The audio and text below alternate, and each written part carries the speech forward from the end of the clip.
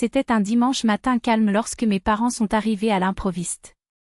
Ma mère envahissait la cuisine comme si les lieux lui appartenaient, tandis que mon père s'installait dans le fauteuil avec l'air de quelqu'un venu régler une affaire sérieuse. « Max, nous devons parler de ton avenir », commença-t-elle, sans même un bonjour. Je répondis sèchement en versant du café, « Bonjour à toi aussi. » « Quel avenir ?» Ma mère soupira en se tournant vers mon père, « Tu vois ? Tu ne salues même plus tes parents. Tu as perdu tout respect. » Les choses étaient claires, ma sœur cadette allait se marier, ils avaient déjà décidé que je lui céderais mon appartement. « Va vivre avec nous, après tout tu es célibataire. » Une personne seule n'a pas besoin de beaucoup d'espace, argumentait ma mère, comme si ma vie n'avait aucune valeur.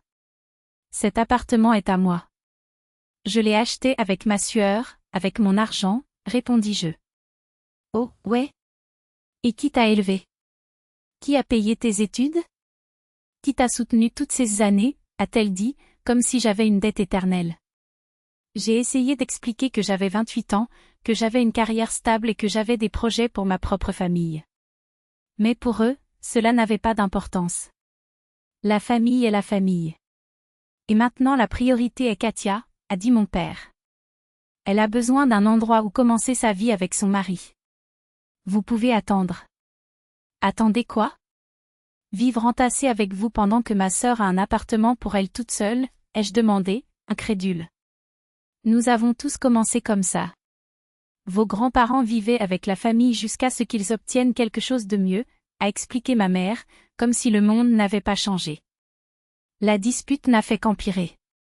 Ils ont insisté pour que je renonce à mes projets, comme si mon avenir était moins important. Tu es un homme, tu peux te débrouiller.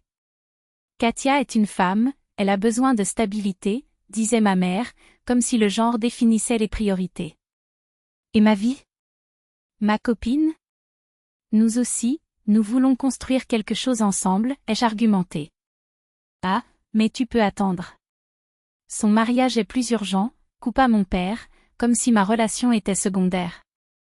Quand j'ai réalisé qu'il n'y avait aucune logique qui les ferait reculer, ils ont commencé à me menacer. Si tu ne cèdes pas, nous intenterons une action en justice. Ta mère était aussi garante du financement, a menti mon père, essayant de me faire pression. Ce n'est pas vrai. Le contrat est à mon nom, répondis-je fermement. Ça n'a pas d'importance. La famille passe avant tout, a insisté ma mère, comme si mon droit à l'indépendance n'existait pas. Finalement, ils sont repartis avec un ultimatum, soit je leur remettais les clés, soit j'en subirais les conséquences. Je suis restée seule, réfléchissant au fait que, pour eux, je n'étais encore qu'une ressource à utiliser pour le bénéfice des autres. Le soir, j'ai appelé Katia. Ta mère a dit que tu voulais mon appartement, dis-je sans détour. Max, ce n'est pas ça. Elle pense juste qu'elle doit m'aider, répondit-elle, embarrassée. Et toi? Qu'en penses-tu? Je voulais juste un endroit où vivre avec Sergio. Je ne voulais pas que tu souffres à cause de ça. Cela m'a fait réaliser que, aux yeux de mes parents, je ne serais jamais considérée comme un adulte ayant des droits égaux. Il serait toujours le fils aîné, obligé de sacrifier ses rêves pour les autres. Et pour la première fois, j'ai compris que si je voulais ma propre vie, je devrais me battre pour l'obtenir, même si cela impliquait d'affronter ma propre famille. C'est mieux que de te le demander, n'est-ce pas? Elle essaya de sourire timidement, comme si elle connaissait déjà la réponse. Et vous? Ça ne vous dérange pas? Sérieusement, ce serait pratique, mais je sais que ce n'est pas juste. Cette hésitation dans sa voix m'a fait réaliser le poids qu'elle portait. Katia, pourquoi ne loues-tu pas quelque chose? Ou ne commences-tu pas à payer une hypothèque? Elle soupira en regardant ses mains. Le loyer est trop cher avec ce que je gagne. Et une hypothèque? Je ne peux même pas économiser assez pour une mise de fonds. Vivre avec mes parents à 25 ans, sa voix s'éteignit, remplie d'une frustration que je connaissais bien. Je veux l'indépendance, Max. Tu penses que non? Le silence qui suivit fut pesant. Désolée. Je n'y avais pas bien réfléchi. Ma mère parlait toujours des « obligations familiales » avec une telle conviction que, pendant un moment, j'avais aussi oublié l'évidence. Katia avait autant droit que moi à sa propre vie. Alors qu'est-ce qu'on fait? A-t-elle demandé, comme si elle s'attendait à ce que j'aie toutes les réponses. Faites ce que fait toute personne normale, recherchez des options dans la limite de vos moyens. Louez une chambre, mangez avec vos parents tout en économisant de l'argent, économisez jusqu'à ce que vous puissiez payer un prêt hypothécaire. Si votre mère fait des histoires, laissez-la faire. Nous sommes des adultes. Nous avons le droit de décider par nous-mêmes. Une semaine plus tard, mes parents sont revenus, comme je le savais. Alors, mon fils? Tu as déjà décidé? Mon père croisa les bras, comme si la réponse avait déjà été donnée. J'ai décidé. J'ai pris une profonde inspiration. Je ne cède pas mon appartement.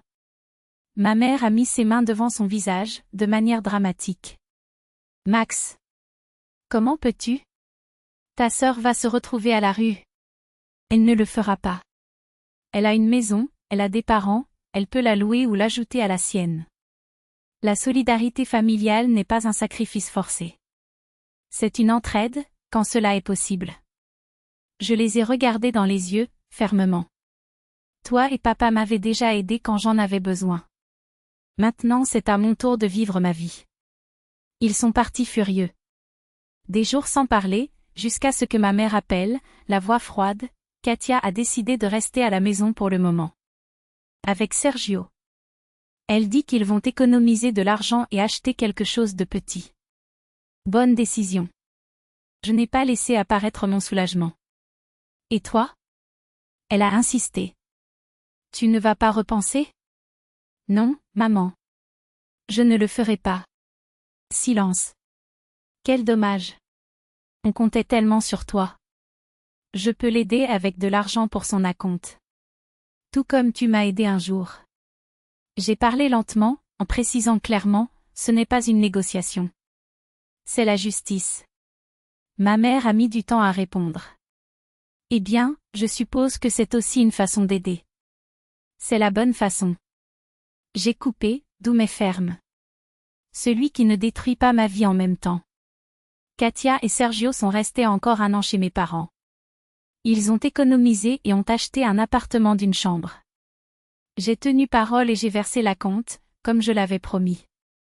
Et, petit à petit, mes parents ont commencé à comprendre, ils avaient désormais 2 enfants adultes, chacun avec son propre parcours. Cette solidarité familiale n'était pas synonyme d'annulation de soi pour les autres, mais de respect du fait que chacun porte ses propres responsabilités parce que la justice, ce n'est pas vivre aux dépens des autres, mais plutôt que chacun construit la sienne, sans reproche, sans dette émotionnelle.